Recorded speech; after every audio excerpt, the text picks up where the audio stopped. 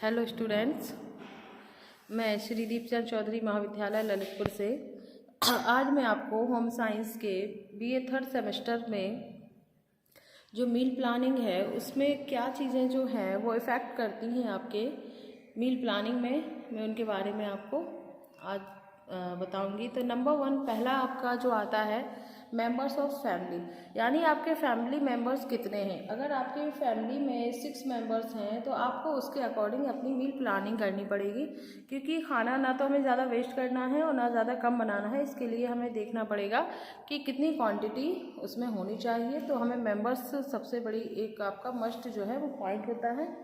दूसरा आपका है इंटरेस्ट ऑफ फैमिली मेंबर्स।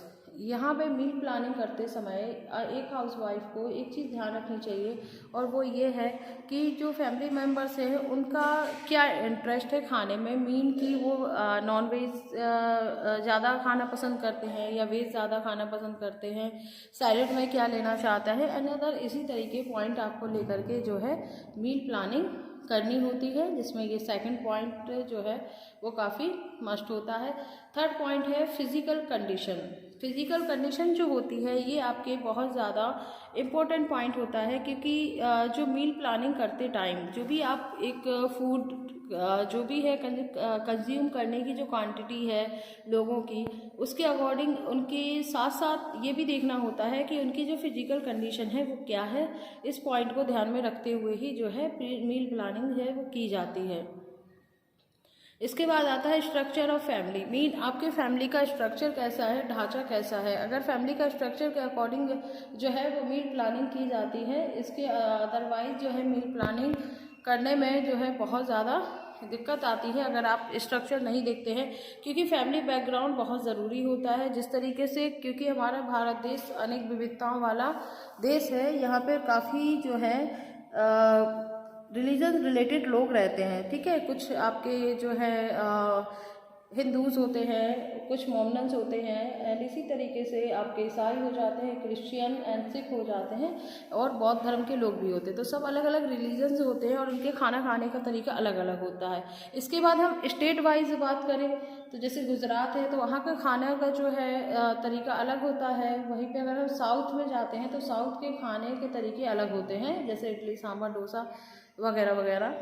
वहीं पे अगर हम नॉर्थ की बात करते हैं तो वहाँ के लोगों का खाने का तरीके अगर देखा जाए तो मोस्टली जो आपका मिड वाला जो हमारा इंडिया का पोर्शन आता है वही नॉर्थ का और मिड का, ये दोनों एक सा स्ट्रक्चर है। और यहाँ पर खाने में लगभग ज़्यादातर अनाजों का यूज़ होता है। मीन जो कार्बोहाइड्रेट लिया जाता है वो अनाजों से लिया जाता है। वहीं पे अगर हम बात करते हैं ईस्ट की तो पूर्वोत्तर क्षेत्रों में चावल का यूज़ ज़्यादा होता है। और हम बात करते हैं अगर वेस्ट की तो पश्चिम में भी लगभग चावल का यूज़ ज़्यादा होता है। यानी अगर हम 3 दिशाओं की बात करते हैं तो नॉर्थ को छोड़ करके साउथ, ईस्ट एंड वेस्ट तीनों जगह राइस का यूज़ ज़्यादा मिलता है।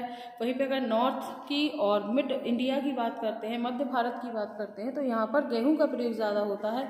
यानी किसी भी तरीके से अगर हम इंडिया की बात करते हैं तो इंडिया के स्ट्रक्चर को अगर देखते हैं तो चारों दिशाओं में लगभग कार्बोहाइड्रेट का जो यूज़ होता है वो लगभग अनाजों से लिया जाता है, जिसमें गेहूं, चावल, ज्वार, बाजरा, मक्का, इसी तरीके की चीज़ें जो हैं वो खाई जाती हैं।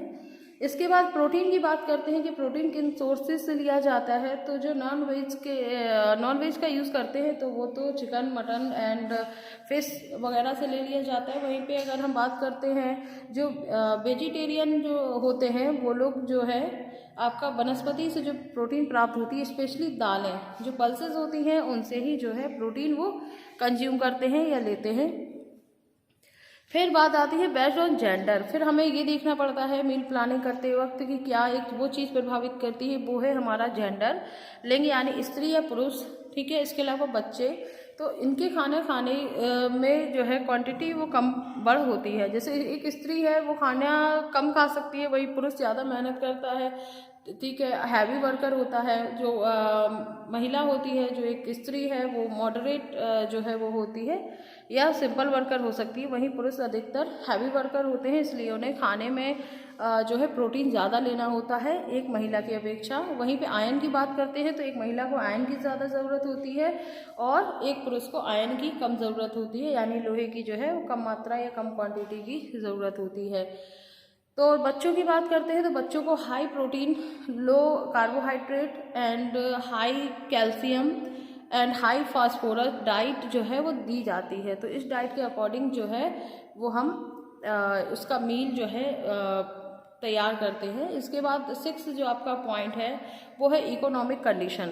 इकोनॉमिक कंडीशन सबसे बड़ी चीज़ होती है। हमारा जो धन होता है वो काफ़ी सीमित मात्रा में होता है, ठीक है, सभी के पास लिमिटेड होता है। उसी के अकॉर्डिंग ही हम खाने को जो है वो रेडी करते हैं। जैसे कि प्रोटीन हमें 2 चीज़ों से मिलता है, दालों से भी मिलता है और पनीर से भी मिलता है। तो पनीर अगर आप नहीं ले पा रहे, आपकी पॉकेट अलाउ नहीं कर रही है, तो उसकी जगह हम दालों का यूज़ कर सकते हैं, क्योंकि दालों में जो है वो हाई प्रोटीन होता है और हाई प्रोटीन का जो है वो यूज़ किया जाता है। और इसी तरीके से अगर फ़ैट की बात करते हैं तो फ़ैट के लिए हम देसी घी का यूज़ कर सकते हैं। और अगर आप फ़ैट के लिए सूखे मेवे जो ड्राई फ्रूट्स होते हैं आप उनका भी यूज़ कर सकते हैं, उन्हें आप कंज्यूम करते हैं। लेकिन अगर आपकी पॉकेट अलाउ नहीं कर रही है तो आप गिरिया या तिलहन का ना यूज़ करके आप नॉर्मली प्योर घी का इस्तेमाल कर सकते हैं। 5 ग्राम के अकॉर्डिंग आप ले सकते हो पर डे। एक जो होता है रेशियो, उससे आपकी 1 ग्राम फैट से आपकी 9 कैलोरी निकलती है, इसीलिए आप उसमें डिवाइडेशन करके आप ले सकते हैं। इसके बाद आता है अवेलेबिलिटी ऑफ फूड मटेरियल्स। अब आपके पास खाने के लिए क्या चीज़ें हैं जो मौजूद हैं। तो जिस तरीके से आप प्रोटीन में देख सकते हैं आपके पास क्या चीज़ें हैं, कार्बोहाइड्रेट में देख सकते हैं कि आपके पास कौन सा अनाज है, आप विटामिन मिनरल्स के लिए आप देख सकते हैं कि आपके पास कौन सी सब्जियां हैं जिनसे आपको iron, calcium, phosphorus any other जो भी आपके मैक्रो एंड माइक्रो आपके मिनरल्स होते हैं आप उनका यूज़ कर सकते हैं। वहीं पे आप फैट के लिए आप 2 चीज़ें कंज्यूम कर सकते हैं। आप या तो उसको सैचुरेटेड फैट के रूप में या अनसैचुरेटेड फैट के रूप में आप उसे ले सकते हैं। यानी आपके पास सभी जितने भी न्यूट्रिएंट्स होते हैं, protein, carbohydrate, fat, vitamin and minerals, ठीक है, वाटर ठीक है अपनी जगह है। तो ये आप जो 5 या 6 जो आपके एलिमेंट्स हैं इन सभी को आपको देखना होता है कि सभी चीज़ों की पूर्ति भी हो जाए और सारी चीज़ें यूज़ हो जाएं। इसके बाद आपकी आती है एज। एज के अकॉर्डिंग जो है वो आपको मील प्लानिंग करनी होती है, क्योंकि घर में बच्चे भी हो सकते हैं, एजेड भी जो है, वृद्धावस्था जो आपकी आती है, यानी जितनी भी अवस्थाएं आती हैं स्पेशली आपके इन्फेंसी पीरियड से लगा के जो आपकी वृद्धावस्था तक की जो एज है, ओल्ड एज वाली है, ये सभी एज को आपको ध्यान रखना होगा। एज ग्रुप के अकॉर्डिंग जो है वो मील प्लानिंग की जाती है। इसके बाद आपकी आती है price of eating materials. Mean वही चीज़ आ जाती है यहाँ पर भी कि धन आपके पास सीमित होता है और खाने वाली जो चीज़ें हैं उनके प्राइसेस क्या हैं, क्योंकि बेमौसम जो चीज़ें होती हैं वो काफ़ी महंगी होती हैं, वहीं पे अगर आप मौसम वाली चीज़ों का सेवन ज़्यादा करते हैं तो वो सस्ती होती हैं।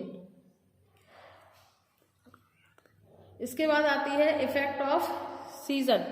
तो आप वही चीज़ है कि मौसम के अनुरूप आपको चीज़ें खानी चाहिए, क्योंकि बेमौसम चीज़ें जो हैं वो काफ़ी महंगी हो जाती हैं। और सबसे बड़ी चीज़ इसमें ये आती है कि उसके जो न्यूट्रिएंट्स होते हैं वो काफ़ी कम हो जाते हैं। जैसे मौसम में कोई चीज़ आ रही है, कुकुम्बर ही आप ले लें, अगर कुकुम्बर आप यूज़ करते हैं मौसम के अनुरूप तो उसका टेस्ट कुछ डिफरेंट होगा, और जो आप बेमौसम लेंगे तो उसका जो है टेस्ट वो काफ़ी डिफरेंट होगा। तो ये आपके 10 पॉइंट्स हैं मील प्लानिंग में कि क्या चीज़ें हैं जो इसके प्रभावित करती हैं मील प्लानिंग करते समय। तो ये आपके 10 पॉइंट्स हैं, ठीक है। Members of family, interest of family members, physical condition, structure of family based on gender, economic condition and availability of food materials. इसके बाद आपका एज आता है। नेक्स्ट आपका प्राइस ऑफ ईटिंग मटेरियल्स है। एंड 10 जो आपका लास्ट पॉइंट है इफेक्ट ऑफ सीजन। इन टॉपिक्स को आपको अच्छे से क्लियर करना है और एग्जामिनेशन में आपके जो क्वेश्चन आएंगे वो इसी तरीके से आपसे पूछा जाएगा कि मील प्लानिंग को कौन सी चीज़ें या आहार आयोजन को प्रभावित करने वाले तत्व कौन कौन से हैं, ठीक है। तो आप ये पॉइंट इसमें डाल सकते हैं।